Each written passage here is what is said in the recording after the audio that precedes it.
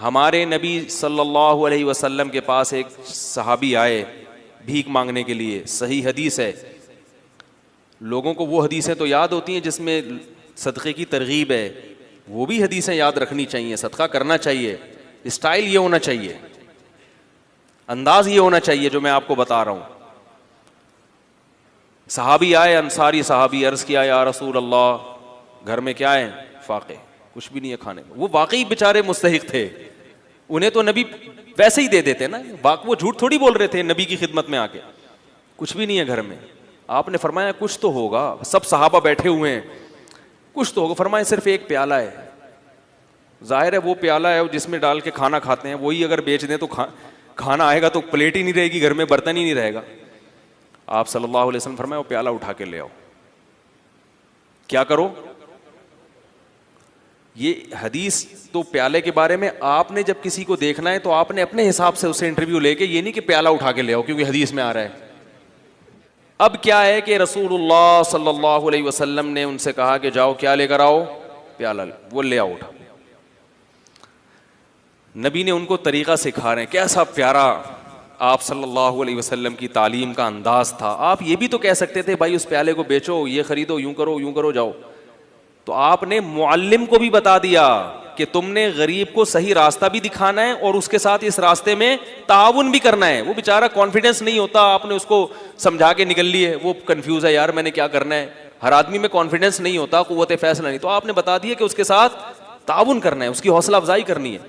تو آپ یہ نہیں آپ صلی اللہ علیہ وسلم نے فرمایا کہ جاؤ وہ پیالہ بیچو اور یہ کرو اور وہ کرو اور خود ہی کر لو سارا کچھ. فرمایا لے آؤ. جیسے جیسے کہہ رہا ہوں نا ویسے ویسے گویا انگلی پکڑ کے چلانا سکھا رہے ہیں, بھیک سے انگلی پکڑ کے چھڑوا رہے ہیں. یہ زیادہ بڑی خدمت ہے. اگر آپ صلی اللہ علیہ وسلم ان صحابی کو کھانا دے دیتے, صدقہ دے دیتے, اگلے دن پھر آ جاتے, وہ تو کھاؤ ختم. اور تھوڑے دنوں میں کیا ہوتا, ان کی زوجہ بھی یہی, بچے بھی یہی کر رہے ہوتے. یہ بھیک ایسی بیماری ہے جو نسلوں میں چلتی ہے. خاندانی بھکاری ہوتے ہیں بعض لوگ, ارے ہمارے ابا بھی یہی کام کرتے تھے. ٹھیک ہے نا. تو نبی صلی اللہ علیہ وسلم نے فرمایا جاؤ پیالہ اٹھا کے لے آؤ. وہ صحابی پریشان ہے, کیا ہوگا بھائی, ٹھیک ہے نبی نے کہا ہے لے آئے. آپ صلی اللہ علیہ وسلم نے فرمایا اسے کون خریدے گا؟ ہر چیز کا کوئی نہ کوئی طلبگار ہوتا ہے. ایک صحابی نے فرمایا 1 درہم میں یہ مجھے دے دیں. آپ نے فرمایا اس سے زیادہ میں کون خریدے گا؟ بھائی اب بزنس کا تو اصول ہے نا, سرمایہ چاہیے تو جتنا زیادہ سرمایہ لے سکتے ہو. یار بھائی بزنس کا تو اصول ہے, حلال سرمایہ ہے. تبھی یہ یاد رکھو اسلام نے کسی چیز کی قیمت متعین نہیں کی ہے. نبی نے فرمایا دعوا الناس, لوگوں کو اپنے حال پہ چھوڑ دو, قیمتیں متعین مت کرو. ان اللہ هو المسعر, اللہ چیزوں کی قیمتیں خود متعین کرتا ہے. جس چیز کی قیمت اللہ نے بڑھانی ہوتی ہے مارکیٹ سے شارٹ کر دے گا اس کو, جس چیز کی قیمت اللہ نے گھٹانی ہوتی ہے مارکیٹ میں اللہ اس کو وافر مقدار میں پھینک دیتے ہیں. اس لیے اصل اصول یہی ہے کہ کسی چیز کی قیمت متعین نہیں ہے. آپ اپنی چیز دھوکہ نہ ہو اس میں, جس قیمت پہ چاہے بیچیں. لوگ کہتے ہیں وہ تو پھر اتنی قیمت چیز مہنگی ہو جائے گی. بھائی وہ آپ سے نہ خریدے, وہ ساتھ والے سے خرید لے, کیا خیال ہے؟ تو وہ تو خود بخود, ہاں گڑبڑ جب ہوگی جب تاجر مل کے آپس میں ایکا کر لیتے ہیں, معاہدہ کر لیتے ہیں کہ اس سے کم پہ نہیں بیچنا, یہ ناجائز ہے. اسی وجہ سے پھر حکومت کو انوالو ہونا پڑتا ہے, چیزوں کی قیمتیں متعین کرتی ہے. تو آپ صلی اللہ علیہ وسلم نے فرمایا کون خریدے گا؟ ایک صحابی نے کہا 1 درہم میں. آپ نے فرمایا کہ اس سے زیادہ میں کون خریدے گا؟ ایک صحابی نے کہا میں 2 میں خریدوں گا. اس سے زیادہ بولی لگ نہیں رہی تھی.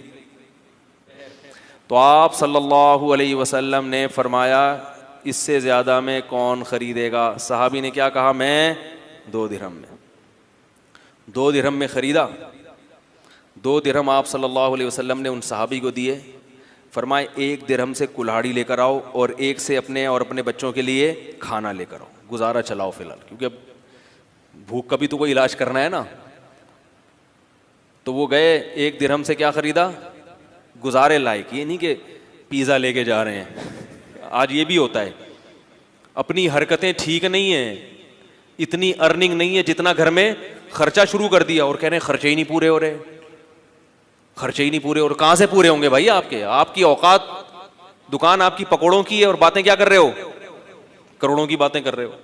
تو اپنی اوقات دیکھ کر اپنے پاؤں پھیلاؤ نا. وہ جو بھی بیچاروں کو ملا ہوگا جو کی روٹی, بھائی فی الحال بیگم میری اپنی عادت کیا ہے کہ میں اکثر میں کبھی بھی کوشش کرتا ہوں کسی بھیک مانگنے والے کو نہیں دوں, الا یہ کہ جب 100% اطمینان ہو جائے کہ واقعی یہ مستحق ہے اور کچھ کر نہیں سکتا, وہ ایک الگ بات.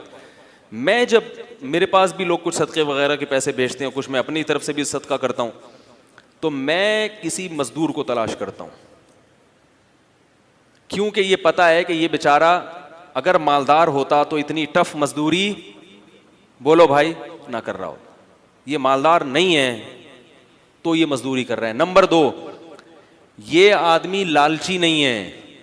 لالچی ہوتا تو محنت گڑا تھوڑی کھود رہا ہوتا, وہ رکشا تھوڑی چلا رہا ہوتا. تو ایسے آدمی کو بغیر مانگے دے دو, اور سرسری غور کرو کہ زکوٰۃ کا مستحق ہے یا نہیں. اگر لگ رہا ہے تو زکوٰۃ بھی دے سکتے ہیں اس کو, نہیں تو صدقہ تو بہرحال, صدقے میں تو یہ کوئی قانون نہیں ہے, صدقہ تو مالدار کو بھی دیا جا سکتا ہے, تو غریب کو کیوں نہیں دیا جا سکتا؟ وہ تو اور زیادہ ثواب ہے اس میں. اور بعض دفعہ اگر میرے پاس کوئی بڑا اماؤنٹ ہو تو پھر میں کیا کرتا ہوں, میں کسی غریب سے یہ پوچھتا ہوں, جو انٹرویو لیتا ہوں نا, کہ بھائی آپ یہ کیوں کر رہے ہو, یہ کیا ہے. وہ اس کو نہیں پتا ہوتا یہ مولوی صاحب مجھے چندہ دیں گے. اگر پہلے پتا چل جائے نا تو پھر چھوڑو ہوتے ہیں. پھر آج کل یہ غریب کیا ہوتے ہیں, لمبی لمبی چھوڑنا شروع کر دیتے ہیں. کہہ رہے ہیں مجھے 2-3 کروڑ روپے مل جائے نا, پھر ایسی باتیں شروع کرتے ہیں. ان کو نہیں پتا, ویسے ہی ہے, ہیلو ہائے, اور بھائی طبیعت سیٹ انڈی والان خاٹ ٹول مول. اگر پٹھان ہے تو تھوڑا سا پشتو مشتو ماری, پنجابی ہے تو تھوڑا سا اس میں, اور بھائی پہاڑ کی حال ہے تو ٹھیک ٹھاک ہو. اس طرح کی تھوڑی سی گلا شلنا کر کے تو تھوڑا سا اس کو مانوس کیا. اس کے بعد اس سے رپورٹ طلب کی, اور بھائی کیا کر رہے ہو, گھر ور کیسا چل رہا ہے. تو جو عزت دار آدمی ہوتا ہے وہ پہلی دفعہ میں تو یہی کہے گا الحمدللہ اللہ کا دیا بہت کچھ ہے. اب یہ نہیں کہ ہم بھاگ گئے, اس کا مطلب ہے بندہ سفید پوش ہے, اللہ کا شکر ادا کر رہے ہیں. تو بھائی اللہ کا دیا ماشاءاللہ بہت کچھ ہے. بچے کتنے آپ کے؟ جی 2-3 درجن بچے ہیں ماشاءاللہ. ایک مثال دے رہا ہوں, ویسے ہوتے نہیں کسی کے. اور کون ہے گھر میں؟ یار ویسے ہی پوچھ رہا ہوں یار, تنخواہ کتنی ہے؟ کہنا الحمدللہ یہ دہاڑی ہو جاتی ہے. تو اس دہاڑی میں گزارا ہو جاتا ہے؟ ہاں بھائی ہو جاتا ہے. اس کا مطلب ہے کہ گزارا نہیں ہوتا, کیونکہ اس دہاڑی میں اسباب کی دنیا میں اتنے بچوں کے ساتھ گزارا نہیں ہوگا. تو بھائی اس کو لفافہ چپکے سے پکڑاؤ اور پتلی گلی سے نکل لو. اور اس سے زیادہ اچھا کام کیا ہے؟ بعض دفعہ یہ بھی میری کوشش ہوتی ہے, کبھی اس میں کامیاب ہوتا ہوں کبھی نہیں بھی ہوتا, اور کبھی یہ کوشش نہیں بھی کرتا, ٹائم ہی نہیں ہوتا. لیکن میں اس لیے آپ کو بتا رہا ہوں کہ بھائی یہ کام کریں گے تو انشاءاللہ انسانیت کی خدمت ہوگی, اپنی قوم کی خدمت ہوگی, اور اپاہج نہ بنائیں لوگوں کو. پھر میں اس سے کہتا ہوں کہ یار یہ آپ اس سے آسان کام کیوں نہیں کر لیتے؟ یا کوئی واقعی بے روزگار ہے, وہ ایسا بھی ہوا ہے, بھکاری آیا ہٹا کٹا, میں نے کہا آپ کچھ کرتے کیوں نہیں؟ کہہ رہے ہیں یار آج کل روزگار نہیں مل رہا, میں کیا کروں. میں نے کہا ٹھیک ہے آ جاؤ, ہماری مسجد میں کام ہو رہا تھا. میں نے کہا یار یہ سارا کام یہاں نمٹا دو, یہ کر لو, یہ گڈھا آپ کھود دو. آپ مجھ سے 100 روپے مانگ رہے ہو, میں آپ کو 2000 روپے دے دوں گا ایک دن کے, یا 3000 روپے دے دوں گا ایک دن کی دہاڑی. اب فوراً پتلی گلی سے نکل لیا. بھائی جب آپ ہٹے کٹے ہو, آپ کی باڈی سے لگ رہا ہے کہ آپ کدال کسی کے سر پہ بھی مار سکتے ہو, اتنی طاقت ہے,